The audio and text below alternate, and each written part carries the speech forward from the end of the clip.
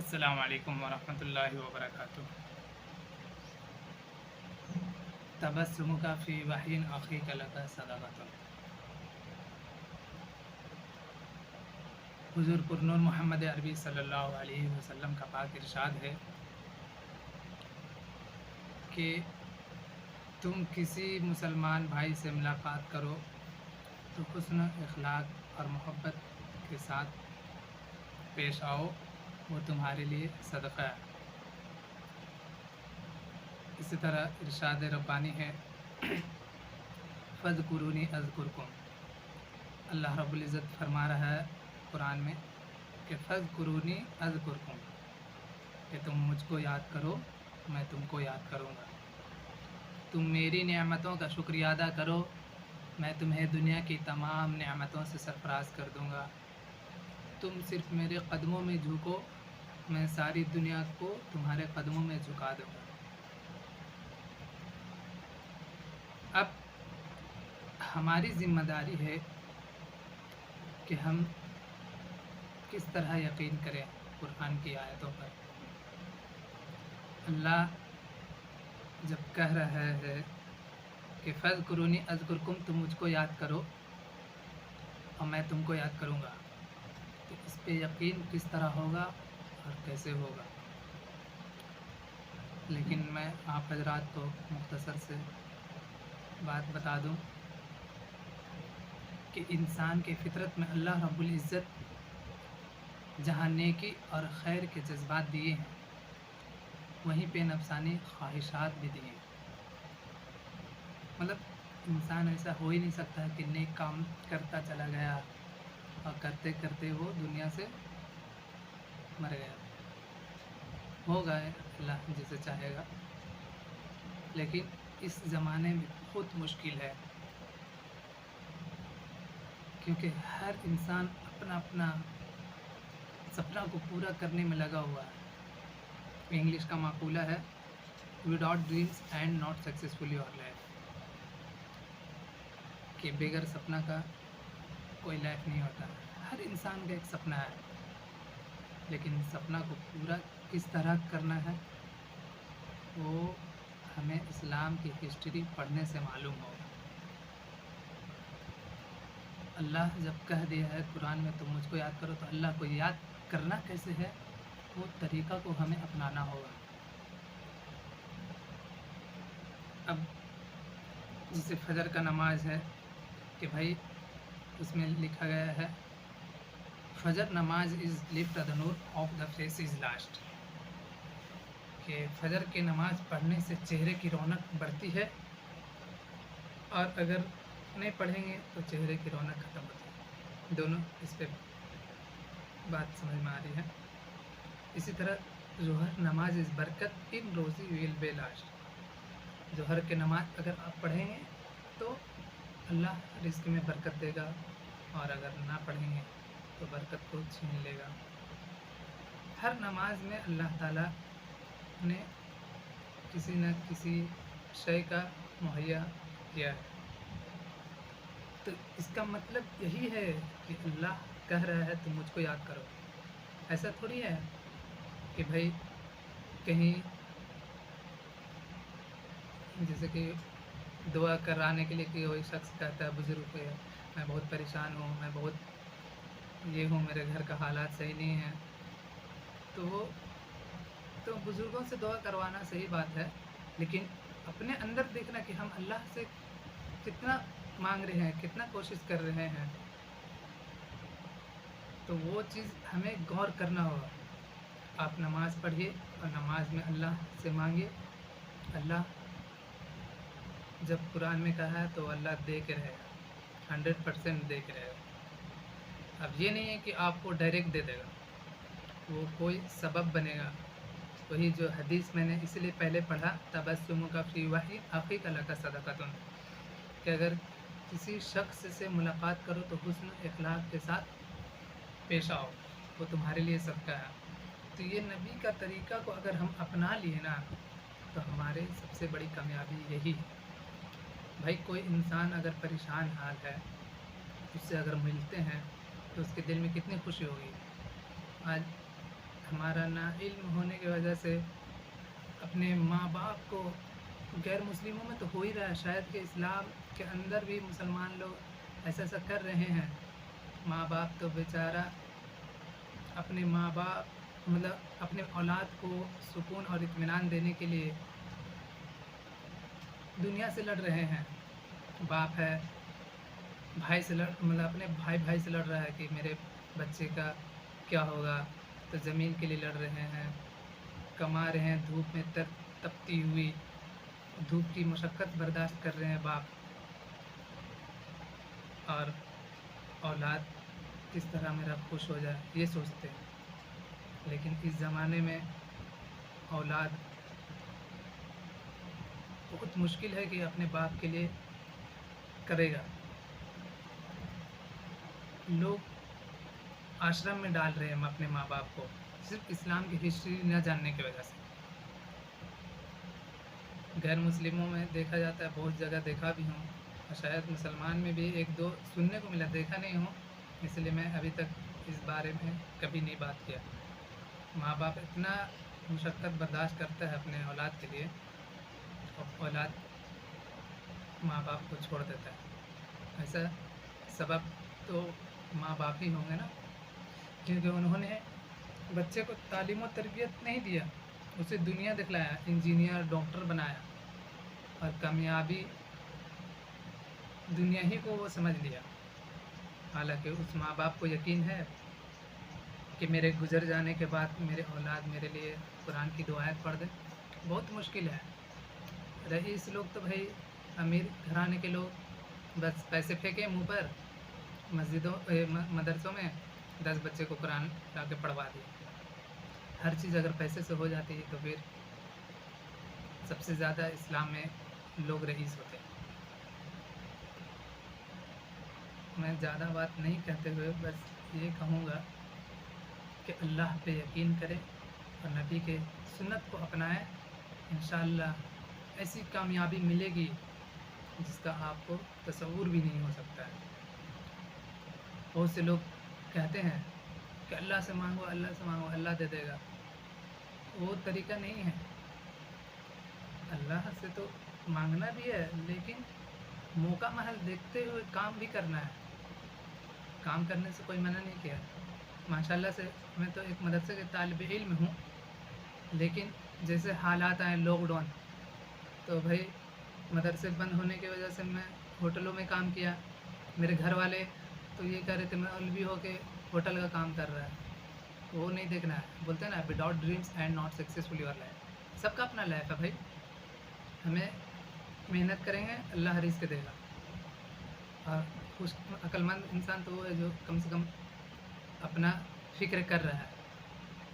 तो लॉकडाउन में मैंने काम किया था, और दुनिया भी देखने को मिल गई कि दुनिया कितना जालिम होता है। भाई नमाज़ पढ़ने जाते थे तो लोग कहते थे नमाज के बहाना वहाँ टाइम पास करेगा। इतने जालिम है, अल्लाह का काम से रोका जा रहा था। लेकिन इंसान की फितरत में दो चीज़ अल्लाह दिया है, नेक काम भी और नफसानी ख्वाहिशात भी। अब बंदा का अंदर जिम्मेदारी है कि वो नेक काम को अपनाए या दुनियावी नफसानी ख्वाहिशात को अपनाए। नफसानी ख्वाहिशात में से हो गया भाई, एक नमाजी देख लो, नमाज जब मन किया पढ़ें, जब मन किया नहीं पढ़ें, कभी फिल्म देखने चले गए, मतलब बहुत सी चीज़ें हैं।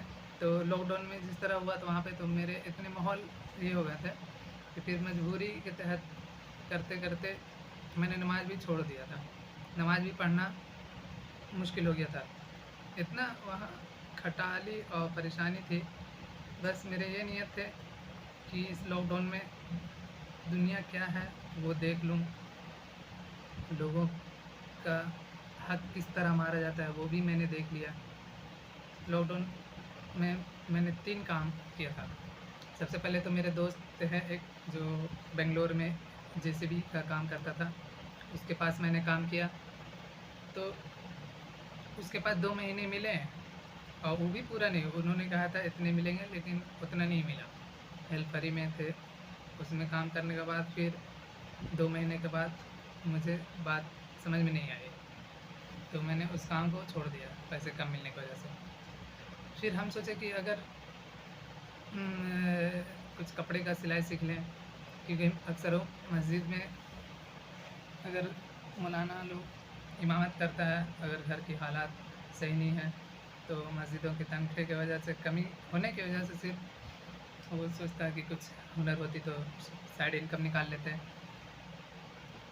तो ऐसा सोचे कि हम जा रहे हैं कपड़े की सिलाई सीख लूँ, लेकिन वहाँ भाई इतना जालिम वहाँ भी मिला, जिसके अंडर में हम काम कर रहे थे वो बंदा तो अपना काम करवाते ही था, लेकिन वो जिस कमरे में रहता था दिन भर वो काम करता, मेहनत करता था, और वो मेहनत हमें भी करवाता था सिखलाने में, लेकिन तरीका उसका ऐसा था कि मुझे पसंद नहीं आया।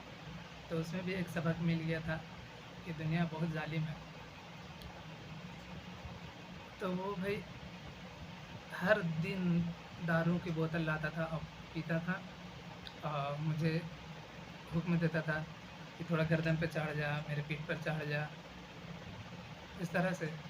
फिर हम बोले कि जब तक हम सीख नहीं लेते हैं, ये जो भी है तो उस्ताद है, हम इसकी बातों को मानेंगे तभी हमारी कामयाबी मिलेगी।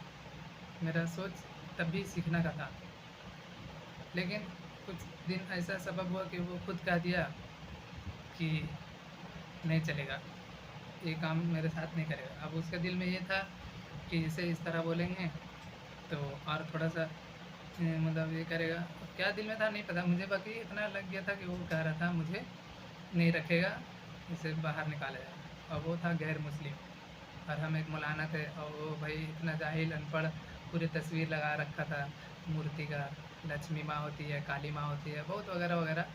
तो वो थोड़ा सा ज़्यादा वो रस्म और रियाज में डूबा हुआ था, तो उसे इस चीज़ का भी ख्याल होता था कि मौलाना को हम कैसे रखें।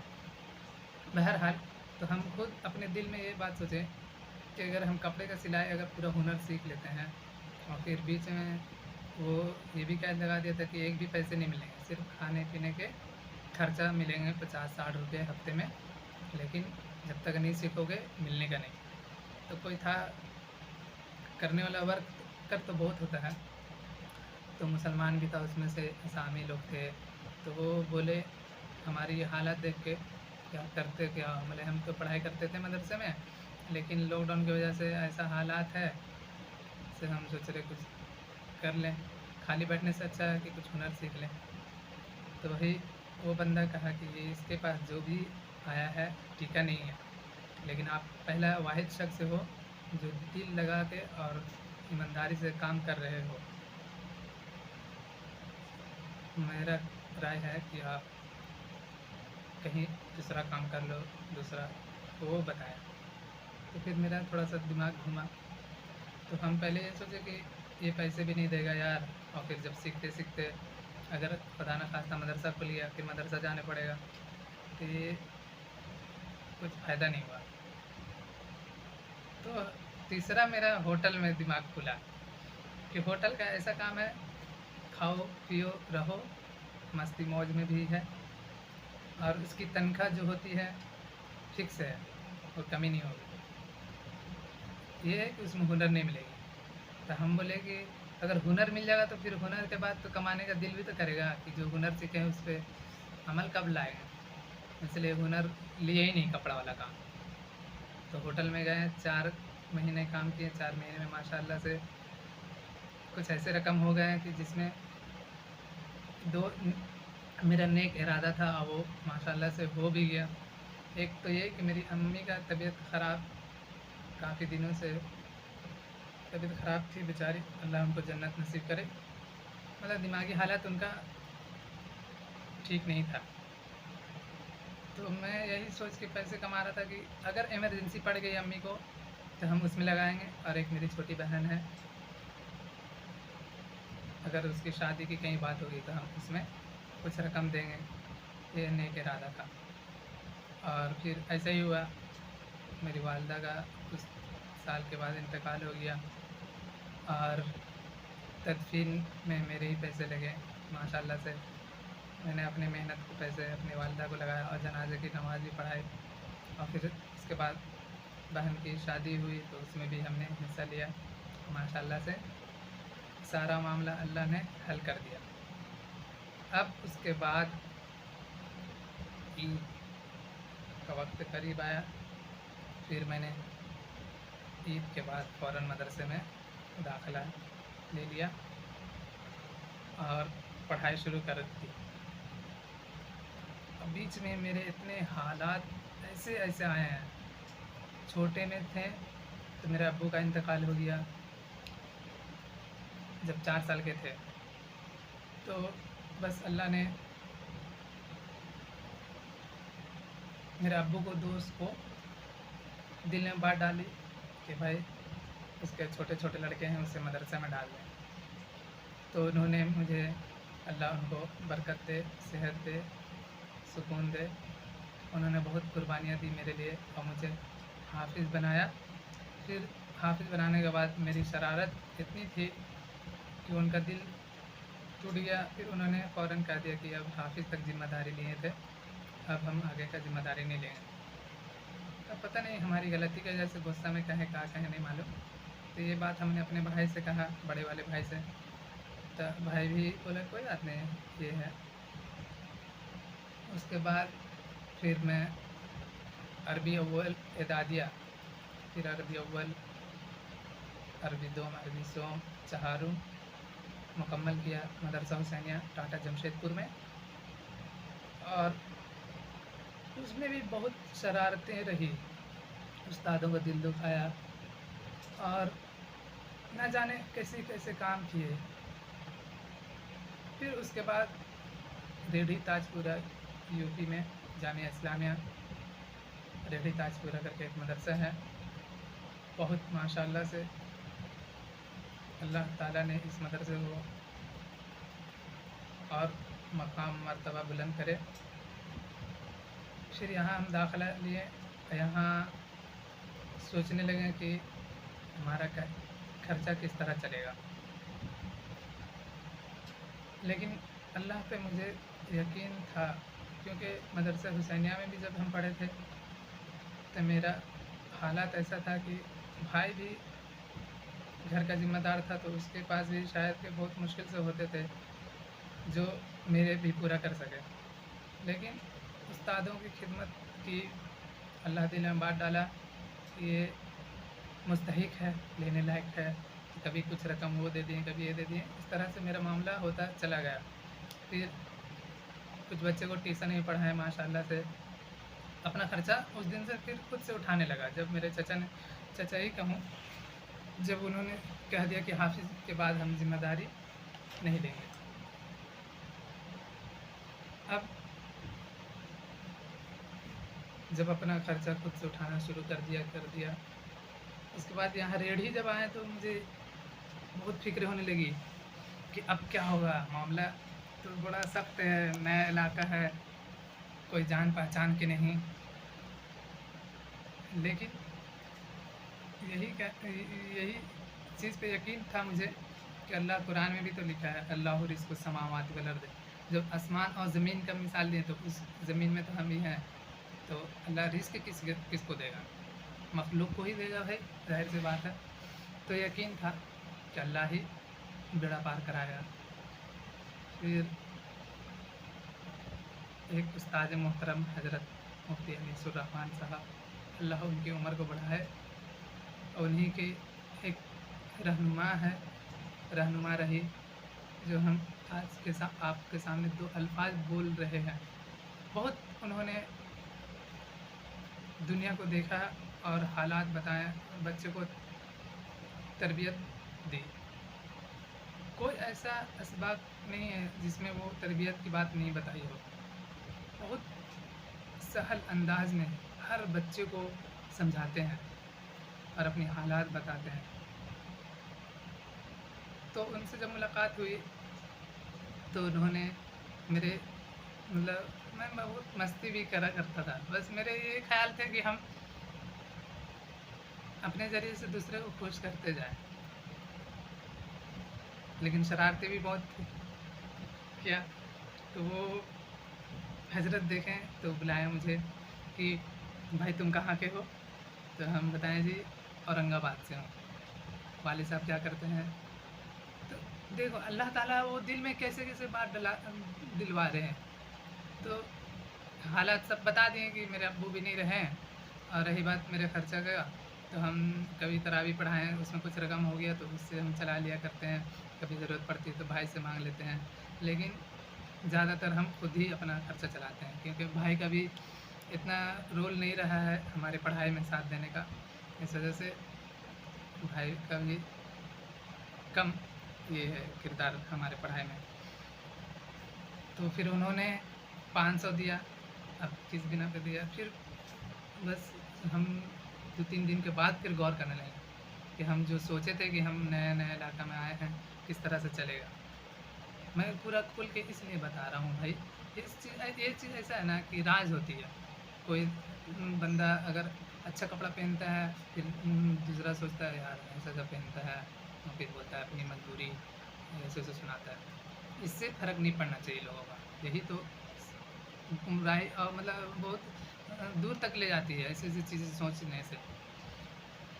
हमारे उस्ताद मौलाना सनाउल्लाह साहब जो हैं टाटा में अभी भी दर्स देते हैं माशाल्लाह से, वो कहते हैं कि मौलाना लोग को ऐसा रहना चाहिए, अपने हुस्न अखलाक कुर्ता पजामा ऐसा पहन के रहना चाहिए कि दूसरे लोग हकीर ना समझे।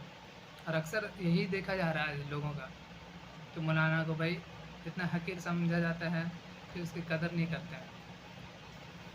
तो वो चीज़ को हम अपनाया हूँ कि अगर हम किसी को अपनी मजबूरी बताएंगे, वो 200 देगा, 300 देगा, पूरी ज़िंदगी भर नहीं देगा। तो मैं उसकी 200 की वजह से ऐसा नहीं कि भाई कुछ बात वो कह दिया और हम उसके बात पे खामोश रहे कि नहीं भाई मुझे पैसे दिया है, हम उसकी बात को मानेंगे।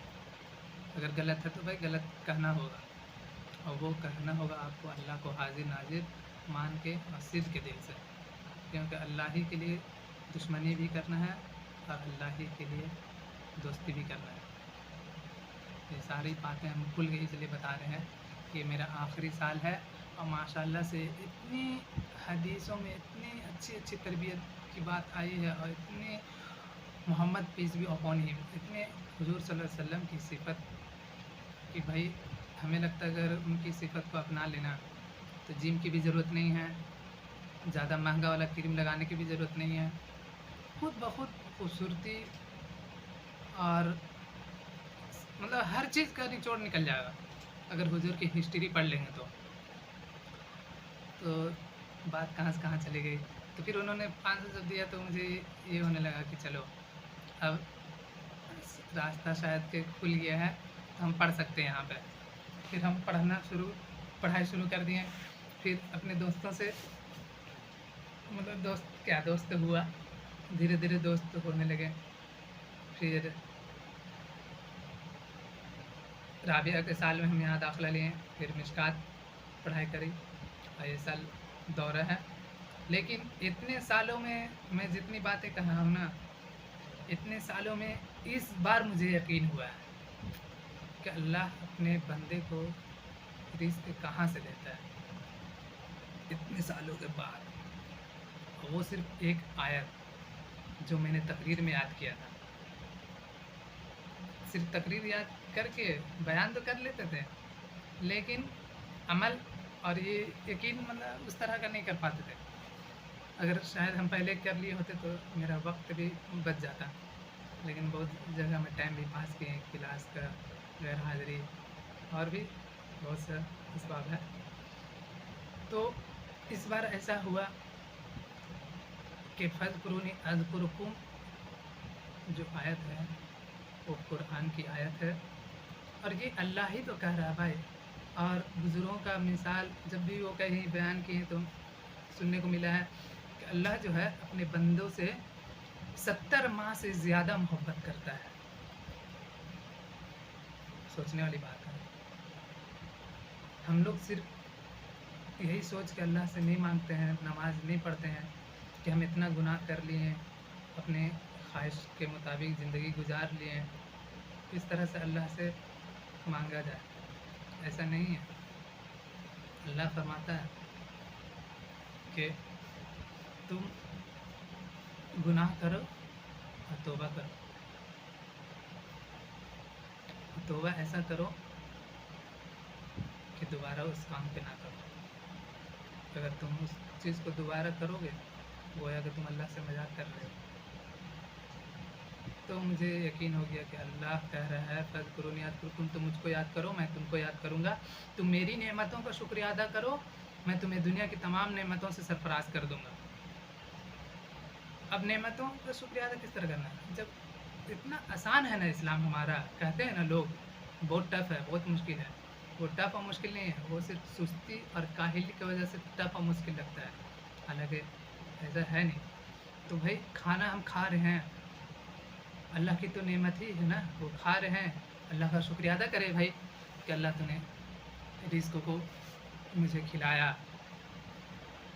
उसी तरह इंसान फिर अपनी क़ज़ाए हाजत के लिए जाता है, फिर वहाँ सुकून मिलता है, भाई पेशाब हुआ, पखाना हुआ, फिर उसको एक अच्छा सा फीलिंग होता है। पेशाब से याद आया कि एक हदीस में आपको बताता चलूँ कि हुजूर सल्लल्लाहु अलैहि वसल्लम मस्जिद में बैठे हुए थे और सहाबा भी थे, और ये वाक़या आपको भी बाखूबी मालूम होगा कि जो एक देहाती आया उस दरमियान में और हुजूर को सलाम तक नहीं किया, शायद कि सलाम किया था। ये हमें दो हदीस आई है, तो उसमें उसने सलाम किया और सलाम करने के बाद मस्जिद के किनारे में बैठा और पेशाब करना शुरू कर दिया। सहाबा लोग गुस्सा हो गए, तो उससे रोकने की कोशिश की, तो हुजूर सल्लल्लाहु अलैहि वसल्लम फरमाया माह छोड़ दो, मतलब चुप हो जाओ, मत कुछ कहो। कितनी बड़ी बात है, मस्जिद में पेशाब कर रहा है और हुजूर सल्लल्लाहु अलैहि वसल्लम उसे हिदायत दे रहे हैं, क्योंकि उसे मालूम नहीं था ना हुजूर सल्लल्लाहु अलैहि वसल्लम तो भाई बाकमाल शख्सियत थे, अल्लाह के नामों से उनका नाम जुड़ा हुआ है, तो उनको तजर्बा होगा इस चीज़ का। तो उन्होंने कहा माह छोड़ दो, उसे मत कुछ कहो। फिर वो पेशाब किया देहाती और फिर जाने की कोशिश किया, तो हुजूर सल्लल्लाहु अलैहि वसल्लम ने उसे इशारा किया और बुलाया। देखिए तरीका, देखिए हमारे हुजूर का कि किस तरह से उसे ईमान में सिर्फ थोड़ी सी अल्फाज को बता के अपनी तरफ मुतवज्जे करवा लिया। सबसे पहले बात कहें कि ये अल्लाह का घर है, देहाती से कहें ये अल्लाह का घर है और यहाँ लोग नमाज़ पढ़ने आते हैं, अल्लाह की इबादत करने के लिए आते हैं, और अल्लाह ही ने तुझे बनाया है, तुम्हें पैदा किया है, और हर चीज़ का मालिक अल्लाह है। कुरान शरीफ में है इन्नल्लाहा अला कुल्लि शैइन क़दीर, अल्लाह हर चीज़ पर कादिर है। तो उसी तरह जब तुम्हारा पेशाब लगा तो तूने पेशाब कर दिया, तो अल्लाह पेशाब करवाने पर कादिर है, तो रोकने पर भी अल्लाह ही कादिर है, अल्लाह ही रोक सकता है। तो तुम अल्लाह के घर में पेशाब जो कर रहे हो, अगर अल्लाह गुस्सा में हो जाता या वज्द में हो जाता और तुम्हारा पेशाब को अगर रोक देता तो तू तड़प तड़प कर मर जाता।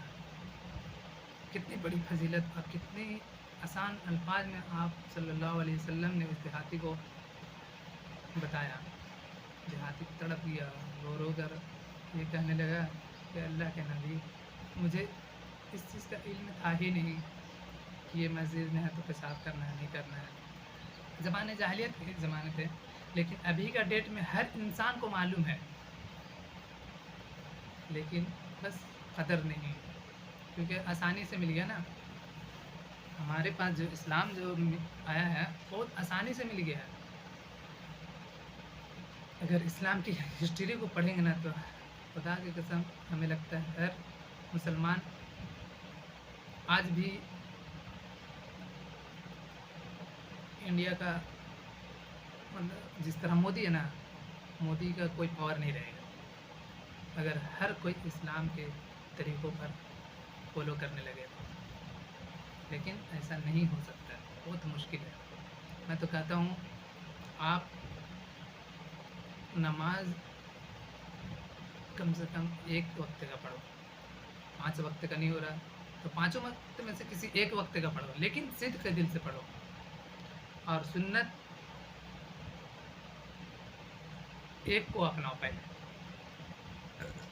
ایک سنت کو اپناؤ، یعنی تم 90% کام کرو اپنا گناہ کا کام، جو کام یوٹیوب موبائل جو چلانا چلاؤ، پارٹی سارٹی کرو، لیکن اس کو الگ رکھ کے صرف 10% اللہ کا کام اور نبی صلی اللہ علیہ وسلم کا کام کرو۔ میں تو کہتا ہوں صرف اس پہ نا 1 مہینہ عمل کر کے دیکھو بھائی، آپ کو خود فرق سمجھ میں آنے لگے گا کہ وہ 90% جو آپ کر رہے ہو لایانی کام، جس کی کوئی وجود نہیں ہے، وہ 10% آپ کو جیت لے گا۔ اتنی پاورفل ہے ہمارے حضور صلی اللہ علیہ وسلم کی سنت اور اللہ کو یاد کرنے کا۔ انسان کی فطرت میں جہاں پہ دل ہے نا، وہاں پہ نیک کام بھی دے اللہ تعالیٰ، اور نفسانی خواہشات بھی دیں۔ بس نیک کام کرو گے جنت کا حقدار بنو گے، اور برا کام کرو گے بھائی تو جہنم اپنا ٹھکانہ بنا لو۔ دو چیزیں، لیکن ہر انسان، ہر مولوی، ہر عالم کے اندر اگر 99% نیک کام کر رہا ہو نا، 1% ہے اس کے پاس برا کام، اور وہی ہے نفسانی خواہشات۔ کہیں نہ کہیں تو ہو گئی بھائی، ایسا نہیں ہے کہ ہم لوگ مولانا ہیں تو یہ ہے، کیونکہ یہ صفت ہمارے آدم علیہ السلام ابا جی جو ہیں ان سے چلتے آ رہی ہے۔ جب آدم علیہ السلام کو اللہ تعالیٰ نے شجرہ ممنوعہ کا اشارہ دیا تھا تو انہوں نے کہ اس درخت کا پھل کو مت کھانا، لیکن آدم علیہ السلام نے شجرہ ممنوعہ کا پھل کھایا، ان سے غلطی ہوئی، انہیں جنت سے نکالا گیا۔ تو ہم بھی تو اسی کے امت میں سے بھائی، اولاد میں سے، ہم سے بھی غلطی ہوتی ہے، ایسی بات نہیں ہے۔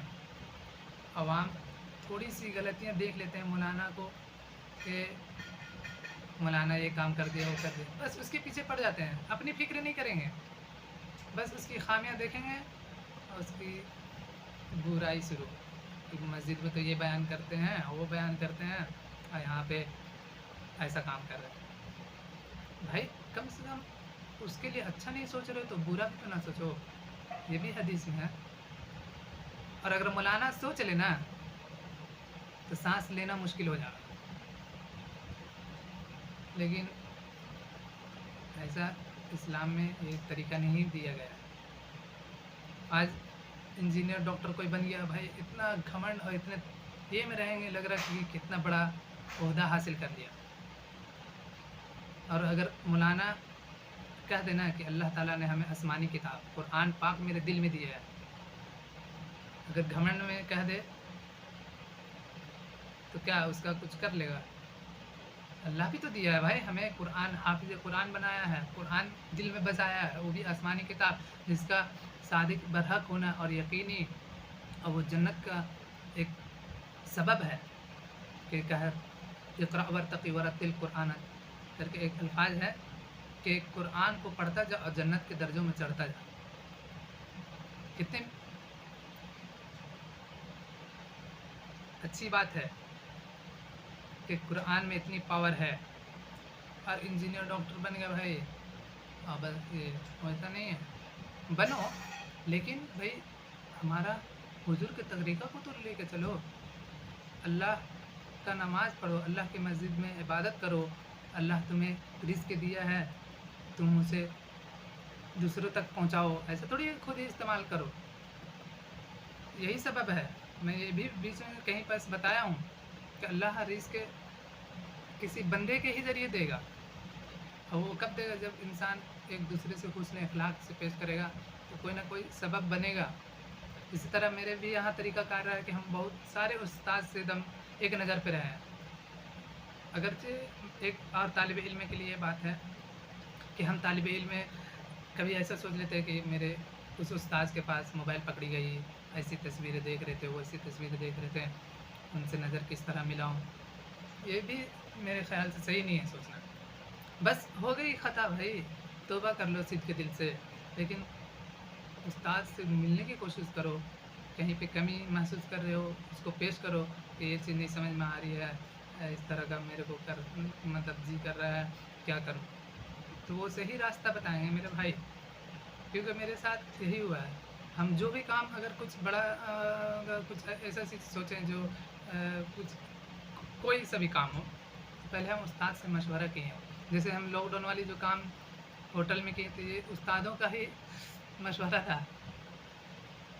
तो वो बोले कि लॉकडाउन में तो कोई ऐसा काम भी नहीं मिलने वाला था कि जो तुम्हें एकदम बढ़िया से ऑफिशियल वर्क मिल जाए।